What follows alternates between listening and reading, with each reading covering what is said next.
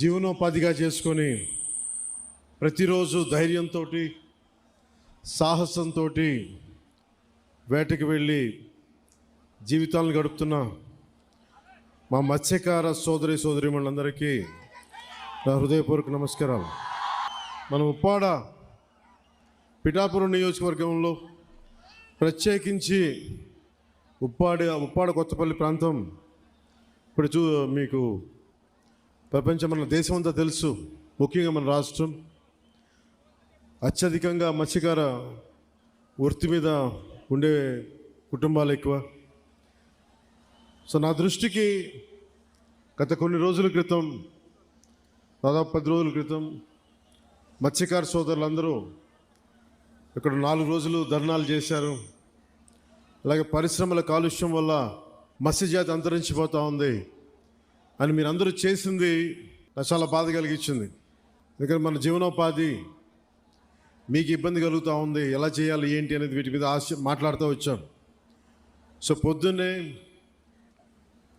అన్ని పార్టీలకు సంబంధించిన నాయకులతోటి, మత్స్యకార సంఘాల నాయకులతోటి కాకినాడ కలెక్టరేట్లో షణ్మోహన్ గారి అధ్యక్షతన మన పిఠాపురం నాయకులందరూ, మన కాకినాడ ముఖ్య నాయకులందరూ కూడా కూర్చొని మన పిఠాపురం ముఖ్యంగా మత్స్యకార సంఘాల నుంచి ఏ సమస్యలు ఉన్నాయి, ఇక్కడ ఏమున్నాయి, ఏం జరుగుతున్నాయని మొత్తం చాలా కూలంకషంగా చర్చించడం జరిగింది, చాలా డీటెయిల్గా.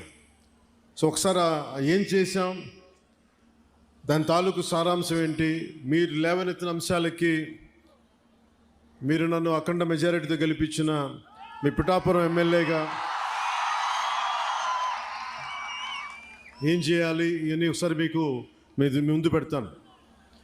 గతంలో నేను చెప్పినట్టుగానే చాలా సందర్భాల్లో ఇక్కడంతా మాట్లాడాం, మీ ఓట్ల గురించి అడిగాం, మీరు మద్దతు ఇచ్చారు, కూటమి ప్రభుత్వం గెలిచింది. సో వీటన్నిటికీ ముందుగా నేను కృతజ్ఞతలు చెప్పుకుంటా ఉన్నాను. దాదాపు 7,193 మత్స్యకార కుటుంబాలు దీనిని చేపలని పట్టడం అనేది ఆధారం చేసుకొని ఉన్నారు.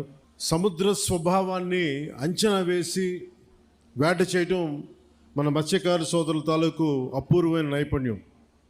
అలాంటి మీకు అండగా ఉండటం మా అందరి బాధ్యత. కూటమి ప్రభుత్వం మత్స్యకారుల భరోసా కింద వేట నిషేధ సమయంలో 20,000 భృతిని